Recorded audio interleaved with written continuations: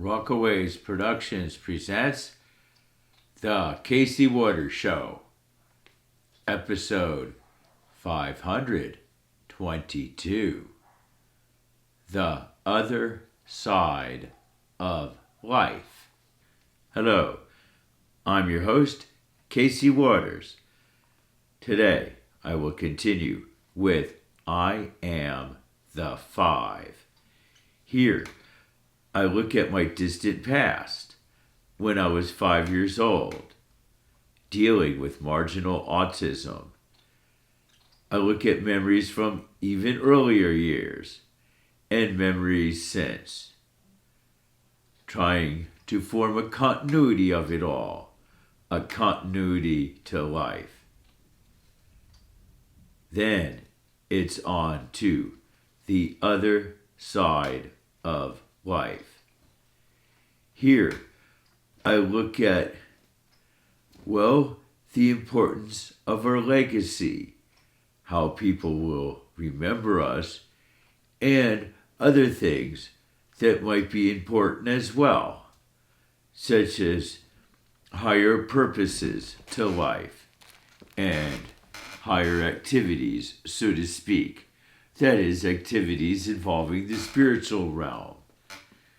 Now I got Squeaks with me. Her tail's in my face. But that's okay. It's kind of typical of her. She just needs a little petting. So today's show will feature background footage from Graveyard Fields. Graveyard Fields is located off the Blue Ridge Parkway. It is a trail system, so use caution with hiking.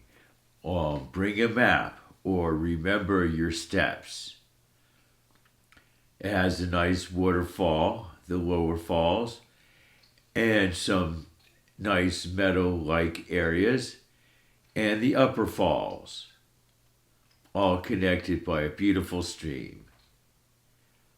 To get there from Hendersonville, North Carolina, take US 64 West. Continue straight onto US 276. When you reach the Blue Ridge Parkway, take Blue Ridge Parkway heading south. After about 5 or so miles, Graveyard Fields will be on the right. So now, let's continue with I Am the Five. Well, after a few more months, I got out of diapers too. And so on and so on. And those giant diaper pins. Yeah, don't forget those. They could really stick you and hurt. Yeah, I remember that too. Lots of memories of the distant past. Sure. Well, then it goes, there's the alternate title of the show. I Am the Five embraces what I'm talking about. However, I was going to call it When I'm 64. Well, because I just turned 64 years old. Well, gee. And it goes back to the Beatles song, of course, which I listened to often when I was around 7 years old. So, when I think of this song When I'm 64, I often associate it with the memories I have associated with it when I was around first grade, around 7 years old. Well, two memories in Pacific. There's the memory of my sister, who is in my class, although a year younger than me. She was in the same class as me because, quote, I remember choosing to stay behind and start school a year late so I could be in the same class as my sister and learning would be easier for me. I remember my mom explaining this to me and presenting it as if I had a choice, whether to be in the class I should be in or stay back a year. and be in my sister's class and have things a little easier. So I stayed back a year. So she told me one of my classmates had a crush on me. Well, that's the first time anyone has ever had a crush on me. So it was kind of a special thing. I guess kind of exciting. Well, then you combine it with learning the facts of life. My older brother telling me a rudimentary version. Sure. So I have those two memories bounded together, all in When I'm 64 by the Beatles. But now I am 64. When I get older, losing my head many years from now. Well, I guess that will happen, but I'm not losing my head yet. When I'm 64, I'm doing relatively well. Sure. Well, that's because I floss my teeth. Flossing your teeth is very important to your mental and physical health. I know you don't have time to do it. You got to make time. I know it makes a horrible, despicable mess. Well, that's too bad. Your health is more important to whatever someone might think of your bathroom if they happen to borrow it for a moment and notice a little bit of flossing stains on the mirror or wherever. Anyway, so you gotta floss, you gotta be active, you gotta hike. You gotta hike the steepest trail you could find going straight up the mountain. Give yourself a workout. Sure, that's what I do when I'm 64. Well, phooey on that. And then you have to look at the whole aging thing. Well, you're older, so you have to surrender gracefully the things of youth. I don't think so. I want to hold on to the things of my youth even though I'm old. I want to hold on to the youthful attitudes and defiance even though I'm old. Sure, I want to hold on to the youthful joy and energy even though I'm old. And yes, I still have the energy. Yes, I could still do it. Sometimes I walk across a large grocery store. But yet, it feels like I'm floating. Because the walking is almost effortless. Because it's just like it was when I was 8 or 9 years old. Yes, I could occasionally still do it when I'm 64. Sure. Age is just a number. That's what I say. It's not a life sentence or a death sentence. You gotta make of it what you will. Make the best of it. Live your life as if you're young. Be youthful in spirit. Sure. Don't be an old person. Be a young person even though you're old. You can keep that young attitude. Well, sure. So this is all very important. The continuity of life. For when I say I am the 5, I mean it now. That's right. I'm 5 years old right now. Even though I'm 64, I retain the attitude and the enthusiasm and the viewpoint of the 5-year-old. Why? Because I can remember it. I can remember how I was and how I felt and what my attitude was, at least to a degree. So I'm embrace that. That's not some bygone era of the distant past, which has nothing to do with my current frame of mind in my current life. No, it does have something to do with my current frame of mind in my current life. I incorporate it. It's part of me. I'm not going to discard it and forget about it just because it's how I was in the distant past, it might not have much relevance. All my friends are long gone, or I lost track of them, and so on and so on. But that's okay. I can remember the youthful spirit of play, the importance of play. Life is not all work and no play. We must make time to have fun. That's what the 5-year-old would say. That's what I need to remember, even now, when I'm 64. But there's many memories. Sure, from younger than 5 years old, but older than 5. Through my middle school years, my high school years, and college days. Well, all that's still a part of me too. And I retain the attitudes from those time periods.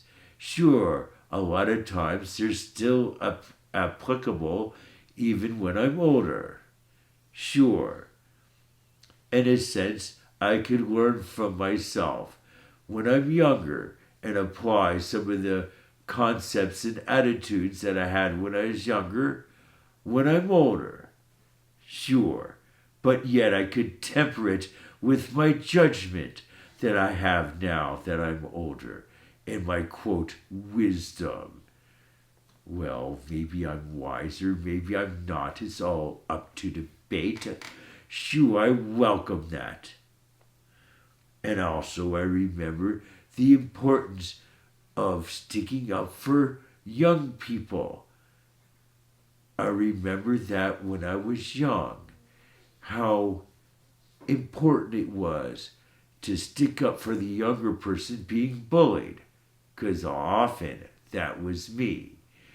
But I realized there was some power to that, power to the young person being repressed. Sure, there's some justice to be had. Somewhere, a parent or authority figure will stick up for me and see things from my viewpoint and get the bully to stop harassing me. I shouldn't be a target of bullying just because I'm younger or because I'm more autistic. Fully on that. The younger attitude's a very important attitude, and I realize that when I'm young. Well, then I realize that when I'm older, perhaps in my teenage years, I realize that the younger attitude is often an important attitude. The enthusiasm, sure, the willingness to explore and learn new things, the willingness to admit that maybe you don't know everything and that you're wrong. That kind of attitude from the distant past. Well, it's still useful even when I'm older. So, perhaps I'm a little unusual in that I look back and I see being young as a good thing and a valuable thing, and attitudes and viewpoints from when I was a child might be useful even when I'm older. Sure. And it's nice that I see it that way and that I have that attitude. I guess that means I'm not plastic, or at least I'm less plastic than most of the people around my age. For I have not surrendered to being older, or surrendered to quote society's demands and pressures, or pressures from my coworkers or friends. No, I do things my way. And if my friends don't like how I do things, well, oh well, that's the way it goes. I'm not out to impress people. Only person I'm really interested in impressing is myself. I'm interested in learning and having a good time. And sometimes impressing other people especially older people or people around your age, well, might cause you to have less of a good time. So I'm not into impressing people so much. I do things the way I do them, with my youthful attitude, remembering how I thought and what my attitudes were in the distant past. For there is a continuity to life. From the distant past to the present day and into the future. Hopefully, I will have that youthful attitude and remember how it was like when I was used to say, and I still do say, I am the 5. Now, it is time for the other side of life. Here, I look at life's legacy, life's purposes, and purposes involving higher dimensions of spirituality. And so now I got Squeaks with me. Well, you're probably looking at background footage, so it doesn't matter. But she's in my lap, my cat. Meanwhile, outside, there are dogs barking. There might be coyotes barking in the distance. It's around sunset. They often come out then. So the coyotes barking might be barely audible, but nevertheless, our dogs respond, barking back. Right now, they're quiet, but they might start up barking soon. So, the other side of life. Well, I guess I'm talking about things we're up to that we don't know. It's like we're at work and we don't realize it, but we're working for God. Sure, we're working for spiritual purposes and we're interacting with higher dimensions. We just don't realize it, but that's our job, perhaps our most important one. That's our function in life, to interact with God, interact with these higher dimensions. These higher dimensions of spirituality. But let's drop back and start with the mundane. Sure. A lot of times, in a traditional sense, well, you think of making your mark in society, accomplishing something great, something that you would be remembered by, something people will admire you for generations to come. Can we do it? Well, maybe you can. Can I do it? Maybe not. Oh well, that's the way it goes. And so we have to think of our legacy and our purpose. How will people remember us after we pass away? How will people remember us in generations to come? Well, they might not remember you as much as you would like. What I mean by that is, as society rolls forward, at least what I noticed, is people are less concerned about that, about their personal family history, going back over the generations. And so in the future, after you pass away, after I pass away, well, our descendants, once we're gone, might not research or remember our past much. They'll be more focused on their present, an ever changing present, where the past might become more irrelevant as time goes on. So, our past, our great accomplishments in life, well, as we roll into generations into the future, they might not be as important because there'll be other things going on. Sure, they laid the foundation for where everyone is in the future, but they might not care as much as you would want them to, or they might not think about it that much. As I said, they're caught up in what they're doing.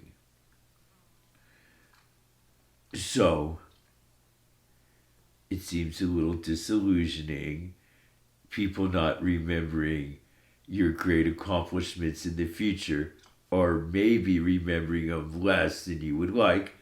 Of course, it might not happen this way. Every family's different, every situation's different, and it might be the opposite. Maybe people will remember you more than you expect them to. But it's not just about people remembering you after you die. I mean, that's all nice. But what about the present? What about what you're up to while you're living? And that's in theory more important. Sure, the impact you make day to day.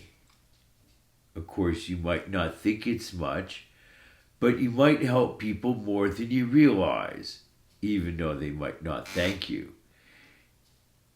People might appreciate you more than you know. Sure.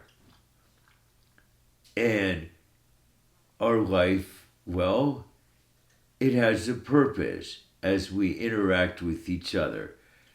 We do more than we might realize, more than we might know, because we affect people in more ways than we can comprehend. So, but let's move on to the real nitty gritty here.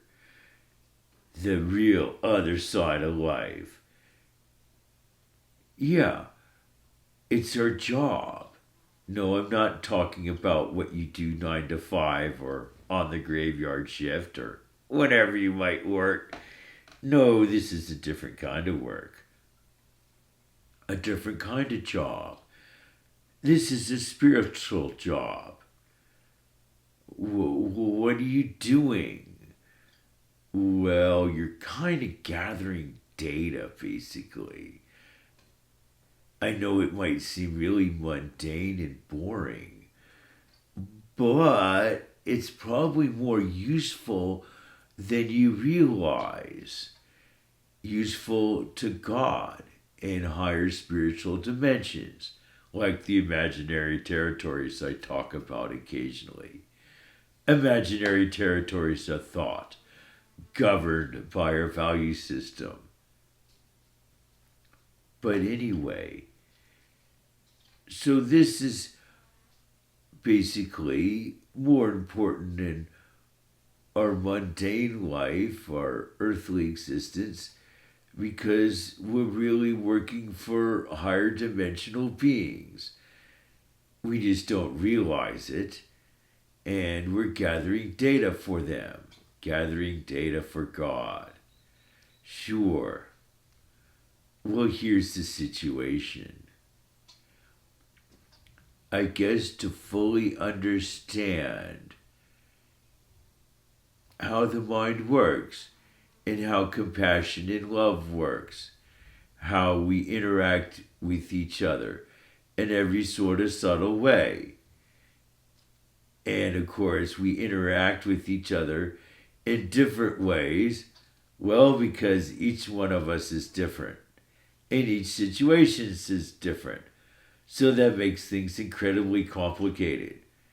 But God wants to know every minute detail of it all. it's all somehow important, either as information and or useful for something else that we don't realize. Perhaps a little bit of both. Perhaps it's useful as information for research and whatnot and data archiving, but it might be a little more than that. Our thoughts, our attitudes, our love, our compassion, our hatred, and other activities might affect things in higher spiritual dimensions or might be used by higher dimensional beings. Our emotions and our emotions and motivations, our values kind of hijacked, maybe not hijacked, but used by higher dimensional beings for their own purposes that we might not have figured out yet. But I'm going under that assumption that we really do work for God. God loves us and protects us, cares about us. All of that's true. But in addition to that, we might work for God.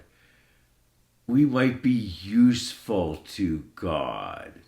Sure, I guess is what I'm getting at. And a lot of the usefulness comes from our love.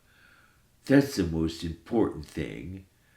So getting back to the purpose of life and what we do with our life and how we will be remembered, well, it would be nice if we could have a nice, good, long-term life partner, someone who truly loves us, someone we could love, someone we could support and help as they learn and grow, you learn and grow. You learn from them, they learn from you, and you support each other. That's the best thing to do. Fortunately for me, I do have such a love. Casey Waters Show. Producer, Casey Waters. Graphic editing, Judson Laird. Please note our new email address, CaseyWaters2 at CaseyWaters.com.